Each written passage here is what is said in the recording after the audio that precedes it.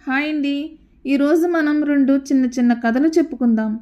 అనగనగా కళింగ రాజ్యాన్ని వీరవర్ధనుడు అనే రాజు పరిపాలిస్తుండేవాడు. అతనికి అపారమైన సంపదను ధనరాశుల్ని సంపాదించి ప్రపంచ రాజులందరికంటే గొప్పవాడు కావాలనే కోరిక ఉండేది. అందుకోసం మంచి సైన్యాన్ని సమకూర్చుకుని ఒక్కొక్క రాజ్యం మీద దండెత్తుతూ వచ్చాడు. తన ధైర్య సాహసాలతో బలమైన సైన్యంతో యుద్ధానికి వెళ్ళిన ప్రతి చోట గెలిచేవాడు. ఓడిపోయిన రాజులు ధనాన్ని వజ్రవైడూర్యాలను కానుకలుగా ఇచ్చి సంధి చేసుకునేవారు. ఈ విధంగా అంతులేని సంపదను సమకూర్చుకున్నాడు వీరవర్ధనుడు. కొంతకాలానికి వీరవర్ధనుడికి విచిత్రమైన జబ్బు చేసింది.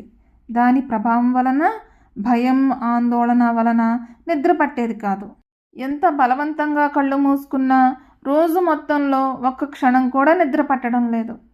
రాజవైద్యులు అనేక మంది వీరవర్ధనుడిని పరిశీలించి అనేక రకాల వైద్యాలు చేసినా ఆయన్ను ఒక్క క్షణం కూడా నిద్రపోయేటట్టు చేయలేకపోయారు. చివరకు ఒక మునీశ్వరుడు వచ్చి, నేను మీకు వైద్యం చేస్తాను, గత కొంతకాలంగా సాగిన మీ జీవన శైలిని గురించి తెలియజేయండి అని అన్నాడు. వీరవర్ధనుడు ఆ మునీశ్వరుడిపై నమ్మకం ఉంచి అంతా పోసగుచ్చినట్లు చెప్పాడు. అప్పుడు మునీశ్వరుడు, మహారాజా, మీరు సంధియాగం చేయాలి. మీరు యుద్ధం చేసి గెలిచిన ప్రతి రాజును రప్పించి వారిని సన్మానించి పంపండి. అదే సంధియాగం అంటే అని అన్నాడు మునీశ్వరుడు.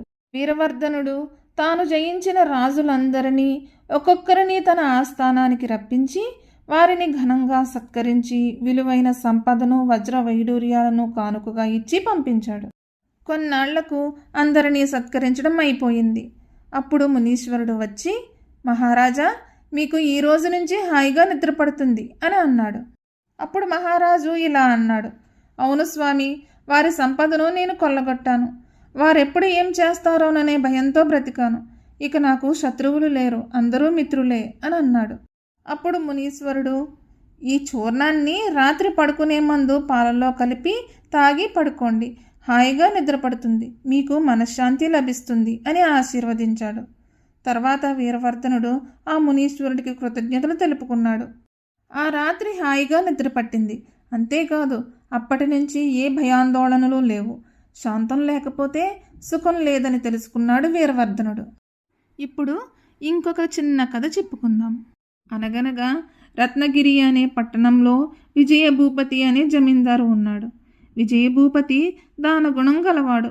తన దగ్గరకు వచ్చి సహాయం అడిగిన ప్రతి ఒక్కరికి ధన వస్తు సహాయం చేస్తుండేవాడు. అలా చేయడం వలన తన ముందు తరాల వారు సంపాదించిన చాలా ఆస్తులు కరిగిపోయాయి. మిగతా జమీందారుల కంటే సంపాదనలో తక్కువ వాడయ్యాడు. విజయభూపతి పరిస్థితిని గమనించి భార్య నందాదేవి కంగారు పడింది. ఒకరోజు రాత్రి, ఏమండి, మనం ఇలాగే ఇక ముందు కూడా దాన ధర్మాలు చేసుకుంటూ పోతే చివరకు మనకు మన పిల్లలకు ఏమీ మిగలదు, ఆలోచించండి అని అంది. ఈ విషయం గురించి ఆలోచిస్తూ అలాగే నిద్రలో జారుకున్నాడు విజయభూపతి. నిద్రలో ఒక కల వచ్చింది. అందులో విజయభూపతికి వీపు మీద రాచపుండు వచ్చింది. దానిని ఎంతోమంది వైద్యులకు చూపించాడు. వైద్యులు ఏవేవో మందులిచ్చారు. ఆ పుండు మాత్రం తగ్గలేదు. ధనం చాలా ఖర్చు అయిపోయింది. ఇంట్లోని ఖరీదైన వస్తువుల్ని అమ్మేశాడు. అన్నీ వైద్యానికి ఖర్చు చేశాడు. కానీ గుణం మాత్రం కనిపించలేదు.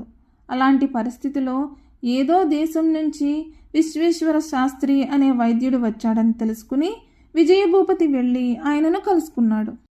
విజయభూపతి వీపు మీద రాచపుండును పరిశీలించి, దీనిని శస్త్రచికిత్స చేసి తొలగించాలి, అందుకు చాలా ధనం ఖర్చు అవుతుంది, దానిని సిద్ధం చేసుకుంటే శస్త్రచికిత్స చేస్తాను అని అన్నాడు విశ్వేశ్వర శాస్త్రి. శస్త్రచికిత్సకు అవసరమయ్యే ధనం గురించి అడిగి తెలుసుకుని కంగు తిన్నాడు విజయభూపతి. ఎందుకంటే అంత ధనం తన దగ్గర లేదు. వెంటనే బంధువులను కలిసి తన పరిస్థితిని చెప్పుకుని ధనం అప్పుగా ఇవ్వమన్నాడు. ఎవ్వరూ ఏమీ ఇవ్వలేదు. బంధువులనే కాకుండా మిత్రులను కూడా అడిగాడు. అందరూ ముఖం చాటేశారు. ఆపదలో ఉన్నప్పుడు తనకి సహాయం చేయని వారందరి మీద బాగా కోపం వచ్చింది విజయభూపతికి. ఇంతలో మెలకువ వచ్చింది. తెల్లవారి నిద్ర లేచిన తర్వాత ఆ కలను గురించి బాగా ఆలోచించాడు. అలా ఆలోచించి ఒక నిర్ణయం తీసుకున్నాడు. అది భార్య నందాదేవికి కూడా చెప్పాడు. విజయభూపతి చెప్పింది విని ఆమె ఎంతో సంతోషించింది. మీ మనసు మారినందుకు చాలా సంతోషంగా ఉందండి. తోటివారికి సహాయం చేయొద్దని ఎవరూ అనరు, కానీ మన స్థితిని కూడా గమనించుకోవాలి. మీరు ఇదివరకటిలా ఉన్నట్టయితే మన పిల్లలకి కనీస అవసరాలు తీర్చే ధనం కూడా మిగిలేది కాదు. ఏదేమైనా ఇప్పుడైనా మీరు మారినందుకు చాలా సంతోషం అని అంది నందాదేవి. భార్య సంతోషాన్ని చూసి ఎంతో ఆనందించాడు విజయభూపతి.